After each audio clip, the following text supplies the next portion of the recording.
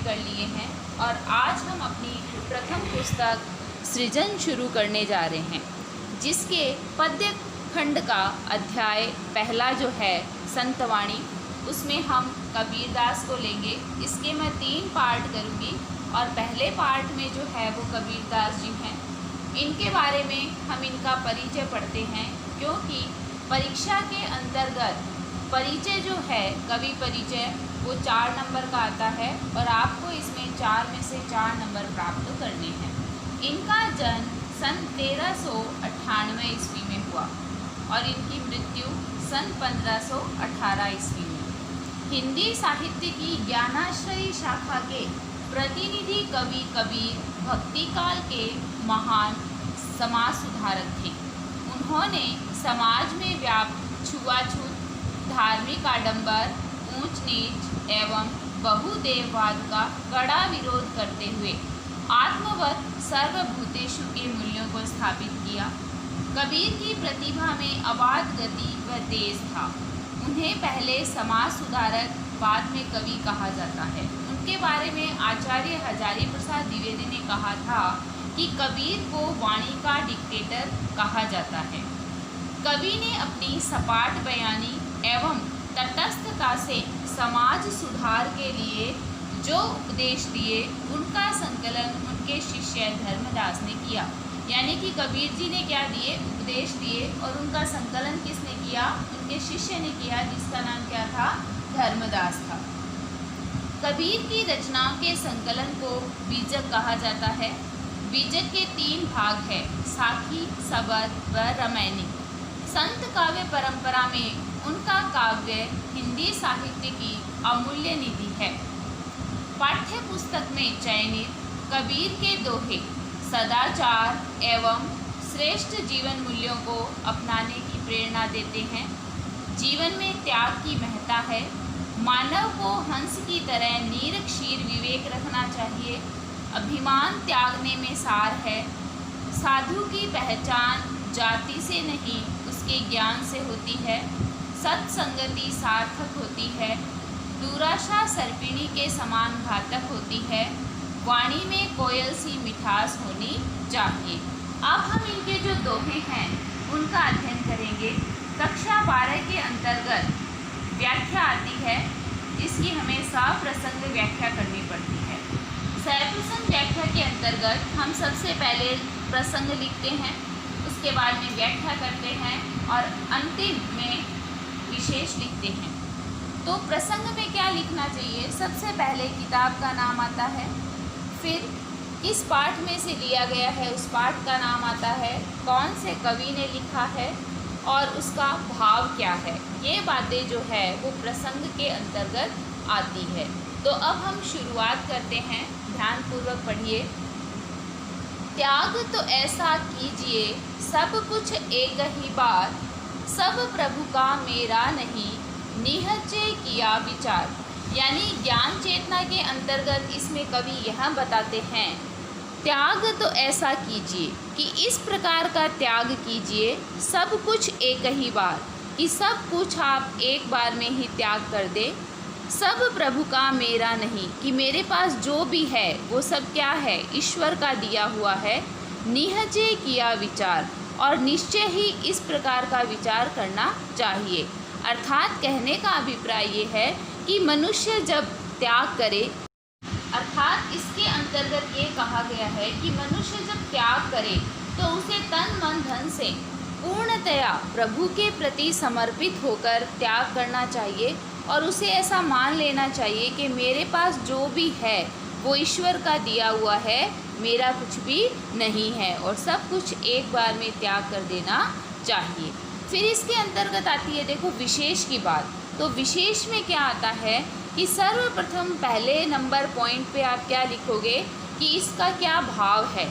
एक लाइन में, एक पंक्ति में उसका भाव स्पष्ट करोगे। दूसरे नंबर पर हम लिखेंगे विशेष के अंतर्गत उसकी भाषा।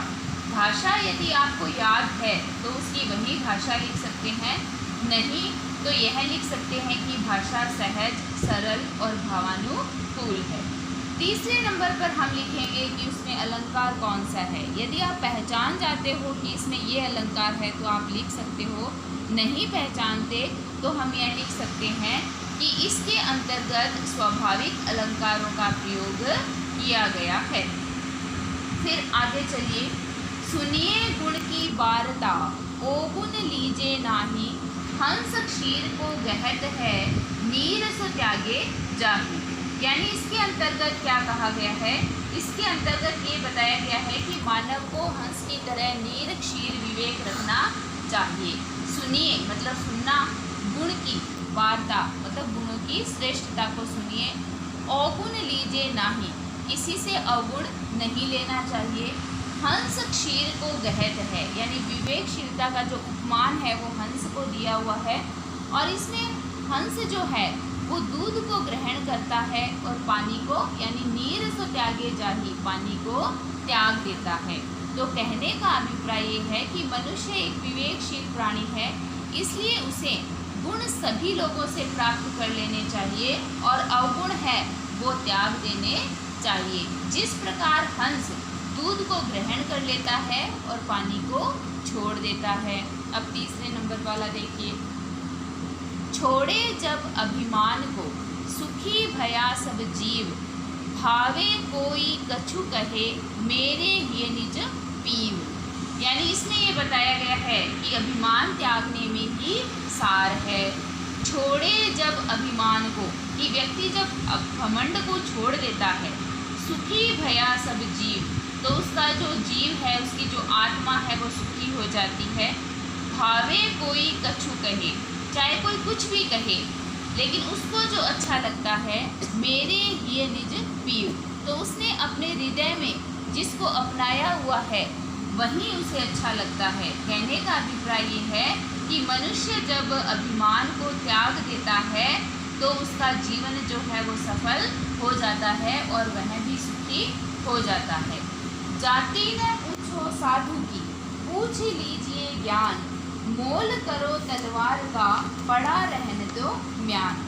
इसके अंतर्गत क्या कहा गया है कि साधु की पहचान जो है वो उसकी जाति से नहीं करनी चाहिए बल्कि उसके ज्ञान से करनी चाहिए। इसमें कबीरदास जी ने कहा है, जाति न पूछो साधु की, कि जो सज्जन व्यक्ति है उसकी कभी जाति मत पूछो, पूछ लीजिए ज्ञान, उसके अंतर्गत क्या ज्ञान भरा हुआ है उस पर ध्यान दीजिए।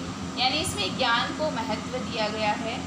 मोल करो तलवार का, कहने का अभिप्राय ये है कि जब मनुष्य तलवार खरीदने जाता है तो वह तलवार का मोल भाव करता है, पड़ा रहने दो म्यान, और तलवार पर ढकने का जो खोल है उस पर ध्यान नहीं देता। तो कहने का अभिप्राय ये है कि जिस प्रकार मनुष्य तलवार की धार पर ध्यान देता है, उसके खोल पर ध्यान नहीं देता, ठीक उसी प्रकार मनुष्य को ज्ञान को महत्व देना चाहिए, ना कि सज्जन व्यक्तियों की जाति को पूछना चाहिए।